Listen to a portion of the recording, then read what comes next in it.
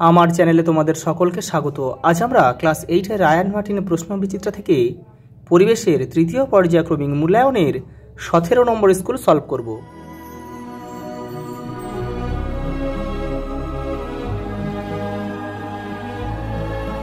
প্রথম প্রশ্ন দেখো, একটি ছোট বস্তুকে কিছুটা উপর থেকে ফেলে দিলে বস্তুটি নিচের দিকে পড়বে, তাহলে প্রদত্ত কোনটি সঠিক?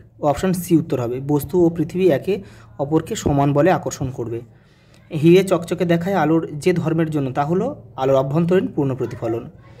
পরেটা দেখো, টেস্ট টিউবে জিঙ্কের গুঁড়োর সঙ্গে লঘু H2SO4 যোগ করা হলো, এর ফলে উৎপন্ন বর্ণহীন ও গন্ধহীন গ্যাসটি হলো হাইড্রোজেন।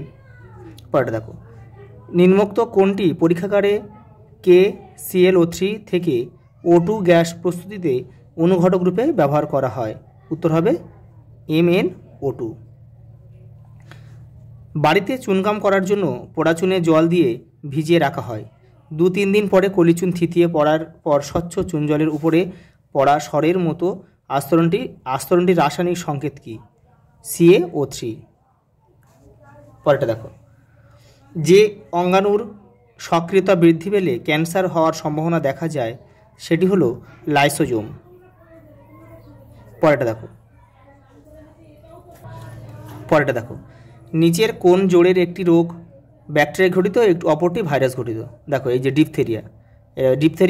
ডিপথেরিয়া হচ্ছে ব্যাকটেরিয়া ঘটিত, আর অপরটি ডেঙ্গি হচ্ছে ভাইরাস ঘটিত। তাহলে এটা আমাদের অপশান ডি উত্তর।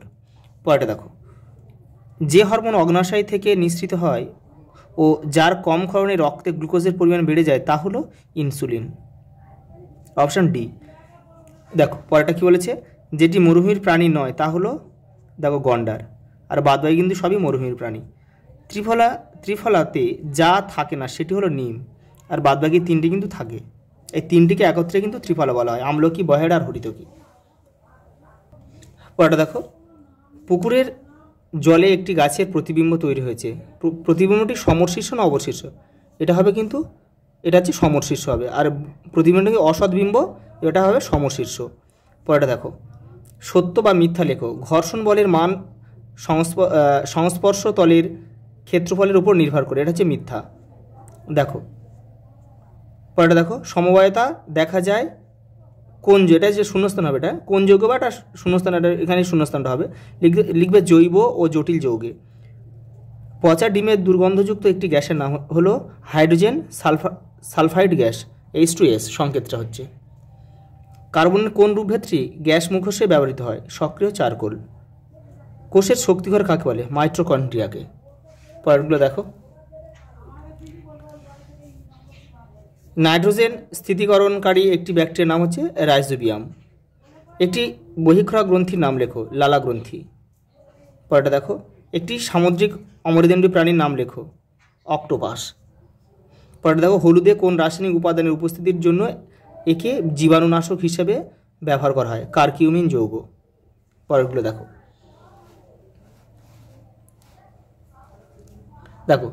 বইয়েরগুলো কিন্তু তোমরা এগুলো করে নেবে, কিন্তু যেগুলো টেক্সটের আমি পেজ দিই যখন থেকে একটু করে নিও, নাহলে ভিডিওটা অনেক বড় হয়ে যাবে। দেখো, কচুরিপানার দুটি ব্যবহার, এটা তোমরা তোমাদের বইয়ে দেখো 274 নম্বর পেজে অনায়াসে পেয়ে যাবে। দেখো, জীবদেহ গঠনের ধাপগুলি কী কী? দেখো 162 নম্বর পেজে একটু দেখে নাও এটা একটু। দেখো, জীবদেহ কীভাবে ধাপে ধাপে গঠিত হয়। জীবদেহ অঙ্গ, ফুসফুস, হৃৎপিণ্ড, বৃক্ষ, কলা, কোষ।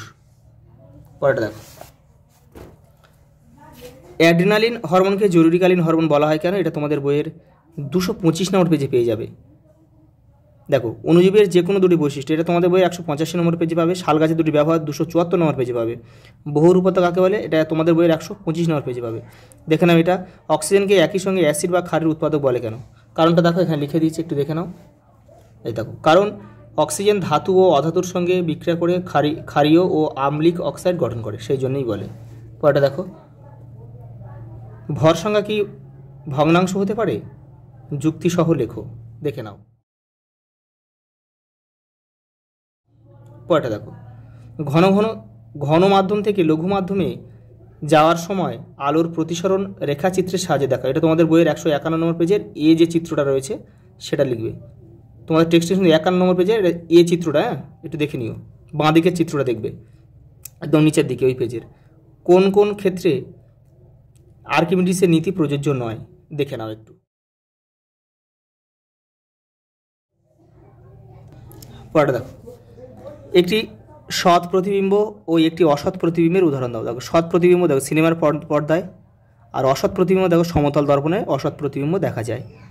আলোর কোন ধর্মের জন্য সূর্যাস্তের পরে কিছু পরেও সূর্যকে দেখা যায়? অভ্যন্তরীণ পূর্ণ প্রতিফলনের জন্য।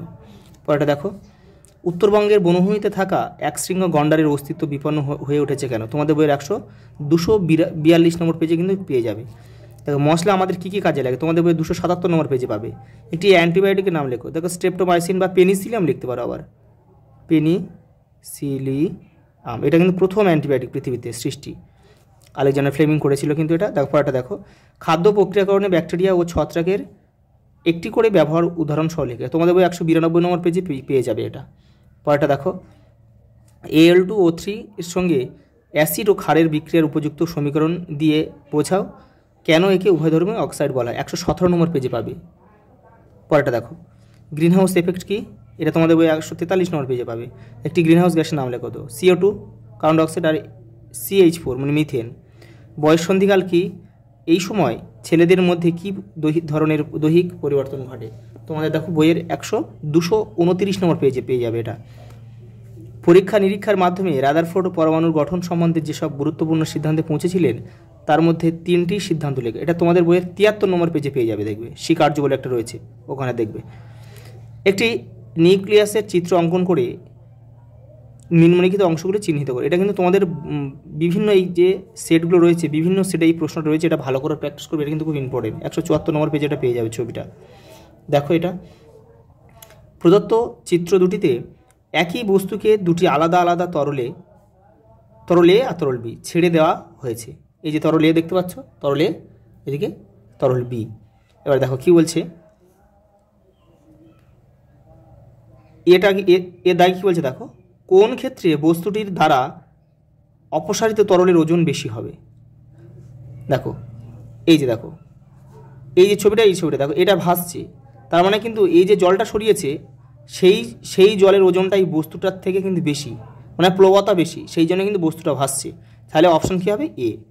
আর যদি বস্তুর ওজন কম হতো, যদি বস্তুর ওজন বেশি হতো তাহলে কিন্তু প্লবতা কম হতো, তাহলে কিন্তু বস্তুটা ডুবে যেত, যেটা এটা হয়েছে দেখো। এবার দেখো বিয়েটা কি, বস্তুটি দ্বারা অপসারিত তরলের আয়তন কোন ক্ষেত্রে বেশি হবে? দেখো বস্তুটি, আবার বলছি, দেখো বস্তুটি দ্বারা অপসারিত তরলের আয়তন কোন ক্ষেত্রে বেশি হবে? কারণ দেখো এই দেখো অপশান এ। কারণ কি দেখো, বস্তুটার যে আয়তন তার থেকে বেশি আয়তনের জল সরিয়েছে বলেই কিন্তু জলের ওজনটা বেশি, বস্তুর ওজনটা কম, সেই জন্য কিন্তু বস্তুটা ভাসছে, সেই জন্য অপশান এ উত্তর হবে। দেখো সি এটা কী বলেছে দেখো, প্রদত্ত কোন তরলটির ঘনত্ব বেশি? দেখো ঘনত্ব বেশি হলেই কিন্তু তরলের ঘনত্ব বেশি হলেই ওজনটাও বেশি হবে, সেই জন্য দেখো তাহলে এটা দেখো মানে প্রবণতাও বেশি হবে, তাহলে প্রবণতা বেশি কার? এর, সেই জন্য কিন্তু বস্তুটা ভাসছে, সেই জন্য অপশান কিন্তু এ হবে। দেখো কোন তরলটির ঘনত্ব বেশি, তাহলে অপশান হয়ে এ।